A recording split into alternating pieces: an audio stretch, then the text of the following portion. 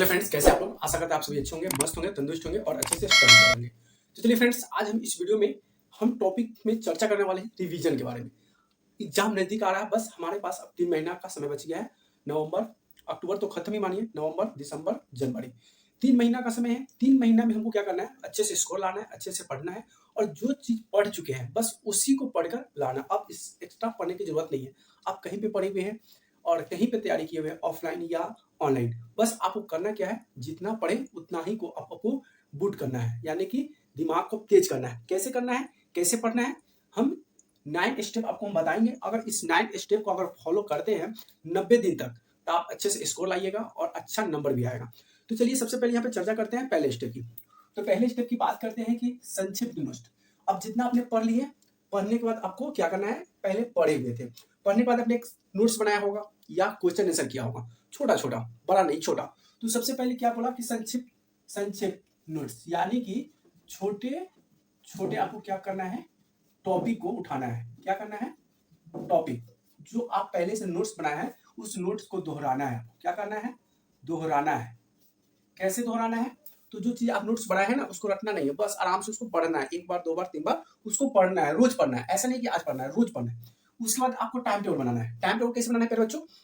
आप पढ़ाई कर लिए, ठीक है, सब कुछ हमारे पास है, हम हिंदी पढ़ लिए, इंग्लिश पढ़ लिए, मैथ सब कुछ पढ़ा हुआ है, लेकिन इसको बनाए कैसे? कौन सा समय को कौन सा सब्जेक्ट दिया जाए, हिंदी का पढ़ा जाए, इंग्लिश का पढ़ा जाए, तो इसका शेड्यूल एक बनाइए, उसको हम बोलते हैं टाइम टेबल। जैसे कि आप एक टाइम टेबल बनाइए। टाइम टेबल में क्या होगा? समय सारणी बनाइए। यहाँ पे हो जाएगा समय सारणी।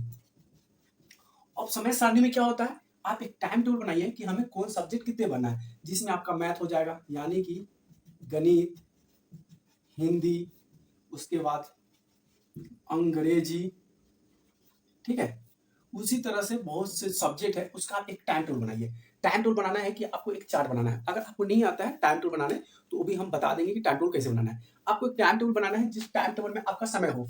जैसे कि हमको 1 घंटा 45 मिनट हमको क्या पढ़ना है? हमें हिंदी पढ़ना है, फिर हमें इंग्लिश पढ़ना है, ठीक है, फिर 45 मिनट के बाद फिर हमें संस्कृत पढ़ना है। तो आपको रोज का एक टाइम टेबल बनाना पड़ेगा। जब तक आप टाइम टेबल बनाकर नहीं पढ़िएगा, आपका स्कोर घट जाएगा, क्योंकि आपको आज मन करेगा आधा घंटा, कल मन करेगा 1 घंटा, तो आपका शेड्यूल जो होगा ना गड़बड़ा जाएगा। तो एक आप टाइम टेबल बनाइए, एक निश्चित समय सारणी बनाइए और हर दिन हर अलग अलग विषय पर रिवीजन कीजिए। तो आपको क्या करना है? इस नियम को फॉलो करना है और रोज करना है। क्या करना है? रोज, एक दिन नहीं, रोज इसको फॉलो करना है। उसके बाद आता है अभ्यास प्रश्न पत्र। क्या है? अभ्यास प्रश्न पत्र। अब बहुत कुछ पढ़ लिए, पढ़ने के बाद अब हमको क्या करना पड़ेगा? अभ्यास तो करना पड़ेगा ना, कि हम पढ़े तो जो पढ़े वो आ रहा है कि नहीं, जो हम पढ़ रहे हैं वो हमसे लिखा रहा है कि नहीं, और कितना समय में लिखा रहा है। तो सबसे पहला आता है प्रयास अभ्यास प्रश्न पत्र। जैसे कि पिछले वर्ष का क्या लिखेंगे? मान लेते हैं कि पिछले वर्षों का प्रश्न, यानी कि जिसको हम बोलते हैं पीवाईक्यू।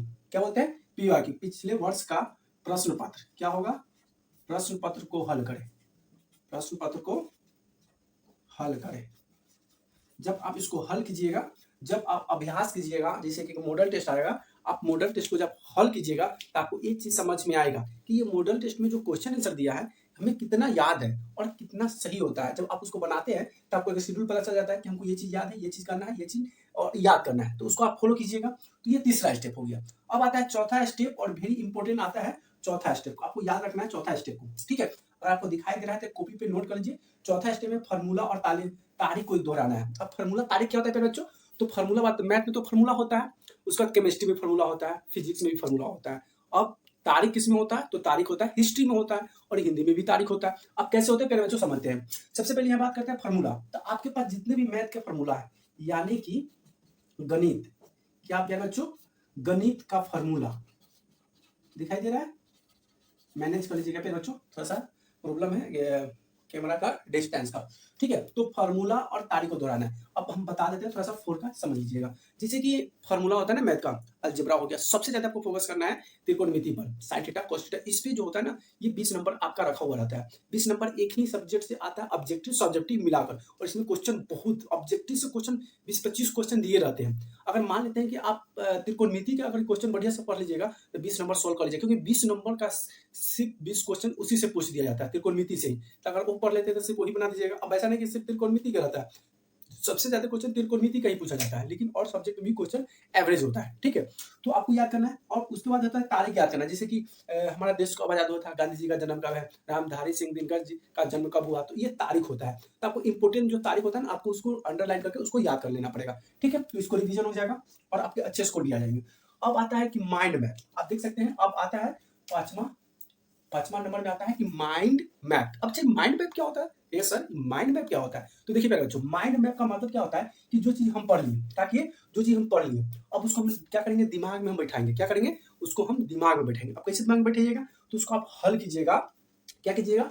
हल कीजिएगा। तो आपको क्या करना है, सबसे पहले माइंड, यानी कि जो चीज आप पढ़े ना उसको क्या करना है, अब उसको जटिल टॉपिक को पढ़ना है। तो जैसे कि मान लेते हैं हमारे पास माइंड करना है, यानी कि हम क्या करेंगे, जटिल जटिल टॉपिक्स को हल करेंगे।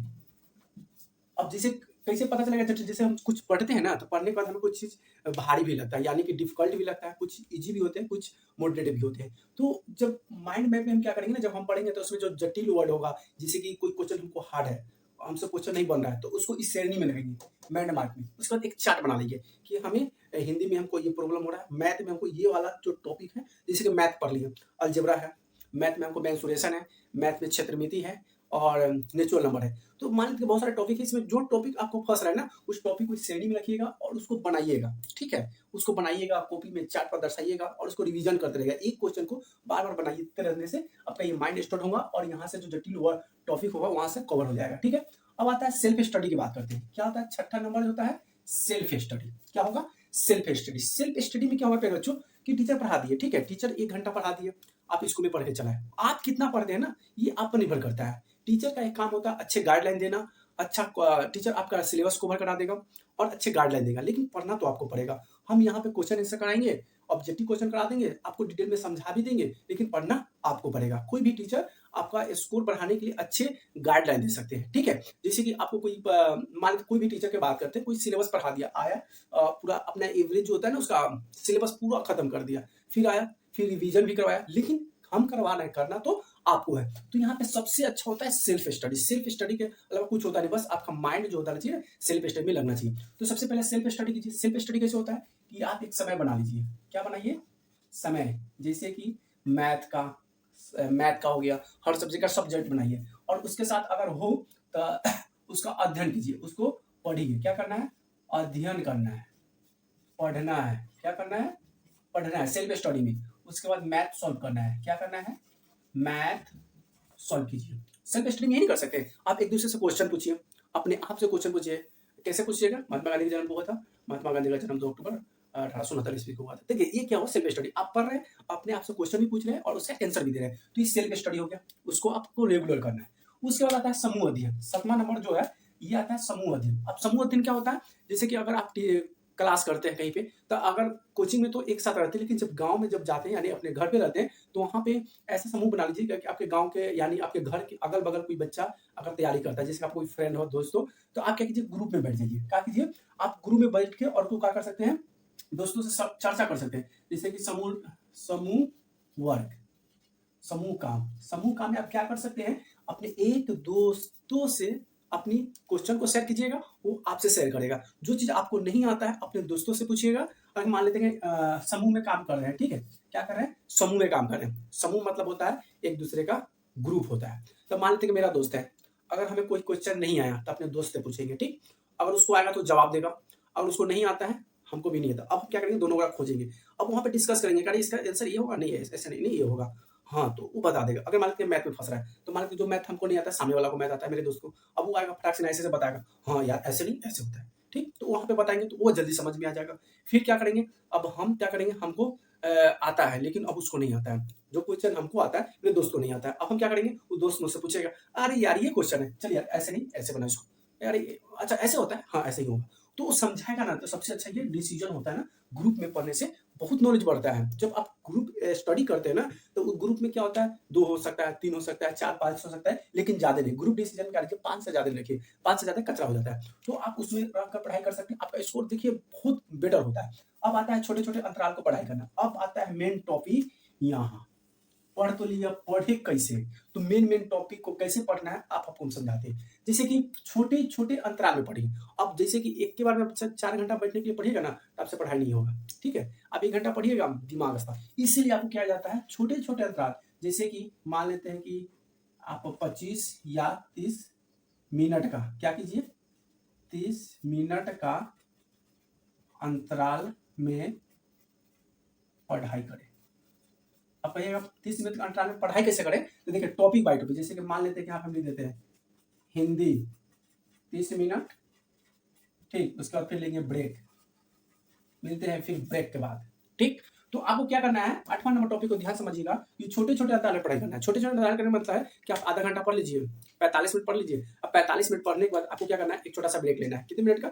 5 मिनट का। आप जब न्यूज़ देखते होइएगा तो न्यूज़ में आपको क्या बताता है?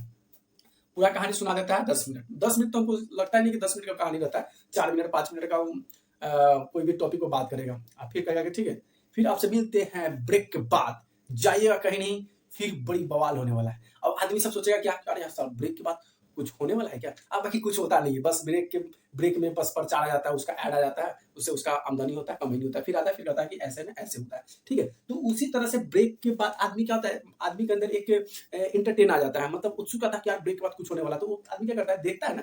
उसी तरह से हमको क्या करना है कि जब छोटे-छोटे अंतराल में पढ़ाई करना है, जैसे कि हमको 40 मिनट पढ़ना है, 40 मिनट पढ़ना है, 40 मिनट के बाद आपको क्या करना है, 5 मिनट का ब्रेक लेना है। 5 मिनट ब्रेक लेने के बाद आप टहल सकते हैं, कॉफी पी सकते हैं, पानी पी सकते हैं और थोड़ा-सा गाना सुन लीजिए, सबसे अच्छा।